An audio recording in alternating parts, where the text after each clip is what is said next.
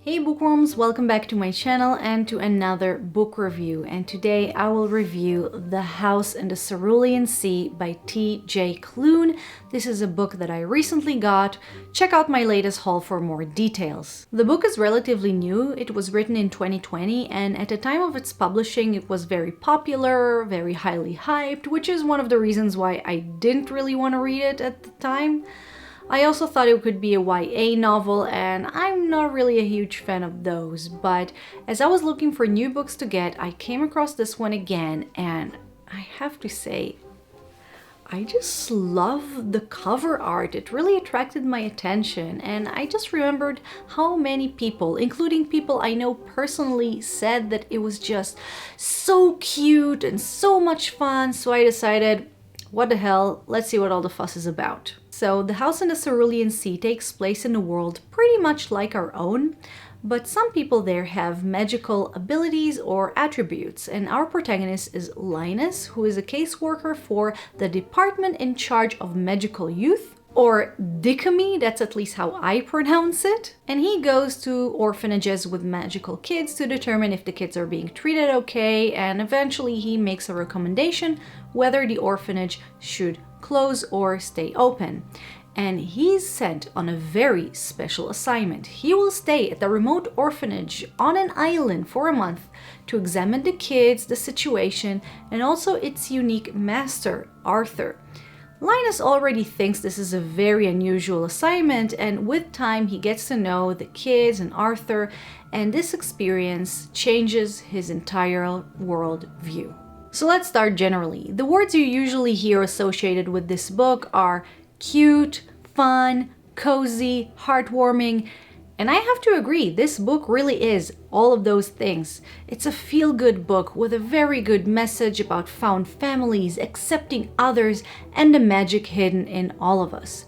In addition, despite the protagonist being an adult, this book is very young people oriented. That's neither good nor bad, it's just a target audience. Young adults and people who like to read young adult content, which again, that's not me, but I really try not to judge a book too harshly just because I'm not the intended target audience. However, the book really is lacking in some very important areas. The author really wanted to create a book with queer representation. He said so himself. He's queer and he thought it was important to have queer representation in books, and I agree, but he seemed to have been so focused on a message and representation that he forgot to create a good story. Now let's get into more details, and I will start with the positives. As mentioned, this book is like a teddy bear. It's cute, heartwarming, all the things I mentioned before. And if that's what you need, a cozy, cuddly book about adorable children and people learning not to judge a book by its cover, then this is the book for you. The message of it also is always good, accepting people who look different than you, come from different backgrounds, etc. There's a good way and a bad way to have a moral to the story, and in this book it was done a little too on the nose, but it was done well. All 6 children in this orphanage have different attributes, and different people in different situations can identify with them. Some can't communicate with others verbally, others look very different, and some are great kids with a notorious lineage that overshadows them. So whether you are LGBT+ or not, everyone who ever felt different could identify with at least some of the things that these kids are going through. And speaking of these kids, they were awesome. I love them as characters so much. Who said that? I hate kids. Each one was such a great character with all the charm, the innocence, and the bluntness of kids. And lastly, before I go to the negatives, I will say that the second half of the book improves tremendously. It's still far from perfect, but at least it improves. Okay, now let's talk negatives, because the truth is that I feel that this book is very overrated.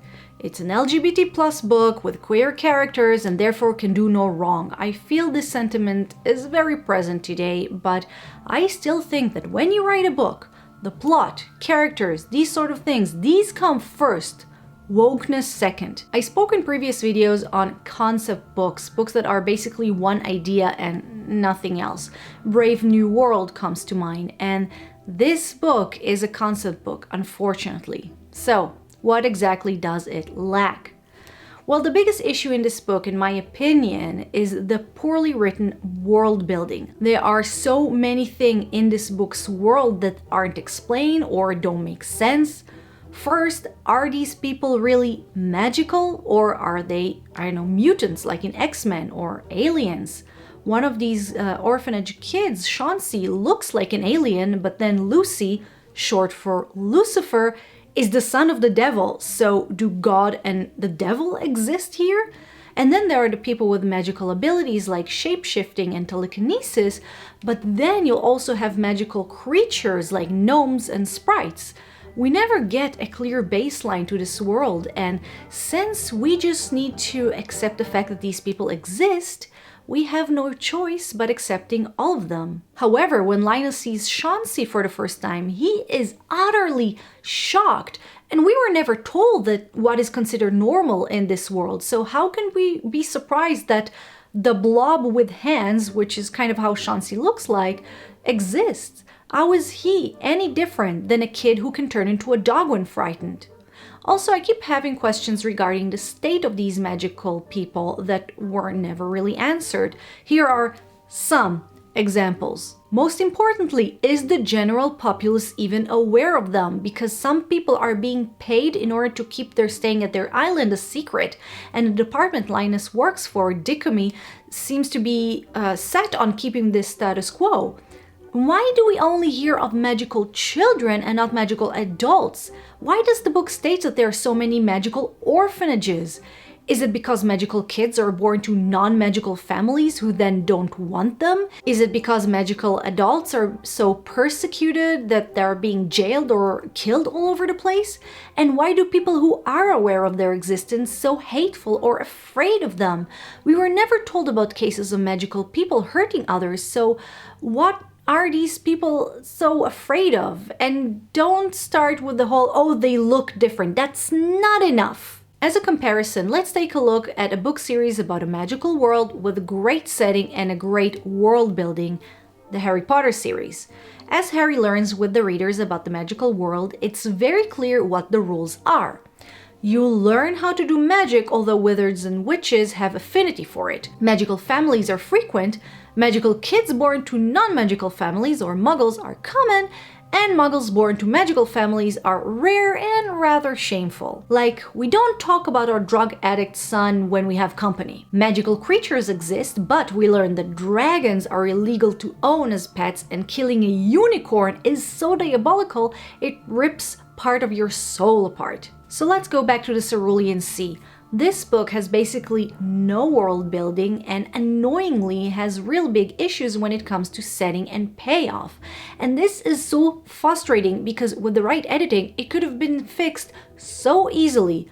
For example, at the very end, we find out about something that is extremely rare, and we find out its rarity as the thing appears for the first time. Again, we as readers who don't live in the book's world have no way of knowing that this particular magic thing is rare, so we really aren't surprised. But it could have been so easy to just mention it somewhere before in the book. Just mention its existence, and maybe another character will deny it even exists because no one ever encountered it, and a little debate will ensue about how rare it is and whether it's real or not. So easy. And there are a few examples like this of lack of setting and therefore lack of a payoff. Now, the last point I want to mention is the character of Linus. I think the author intended him to be a sweet, relatable guy who doesn't really know where his life is going and also uses timidness as a bit of a comedic relief. But he comes across more childish and ridiculously spineless. He kind of reminded me of a bad version of Richard Mayhew from Neil Gaiman's Neverwhere. Gaiman in his novel managed to have a protagonist who is both amusing and relatable by being an adult who can't adult. But Linus wasn't compelling and his characteristics didn't make sense. We're constantly being told things instead of being shown them, and the two are completely different things. We are told, for example, that Linus is a professional that doesn't let his emotions cloud his judgment. But we see him completely freaks out when the kids he's supposed to protect look strange. We're told he's thorough and clinical, but in reality, he is rather silly. He says he cares and wants to help these kids, but we never realize why, nor do we see how it manifests itself. Not to mention, he has a great aversion to people, so who is this man really? So to conclude, because this is getting long, this book was a fun, lightweight read that was sweet and soft as cotton candy. But it lacked a lot in the storytelling department. I wish someone would have told Klune to get a writing masterclass or something and then rewrite the book, because it has such a great potential. I'm glad characters learned their lessons and people were happy and people without families found a new family, but I'm not going to praise a badly written book because the author's heart was in the right place. It is so frustrating because I think the world of the book could have been so awesome. Instead, it comes across as very childish and so unplanned it was confusing. Seriously, some bits reminded me of things that I wrote when I was 13. But if all you care about is a magical story about not judging others and how strangers can be the people that feel the most like your family, and of course LGBTQ plus representation, then you would love The House in the Cerulean Sea. And that's it for my review, bookworms. Thank you very much for watching this video. I hope you liked it, and if you did, don't forget to like it, share it, and subscribe to my channel. I do mostly book reviews, mostly on less famous or older books, and every now and then I'll share some unpopular opinion about popular books. So guys, thanks again for watching, and I will see you in my next video. Bye bye.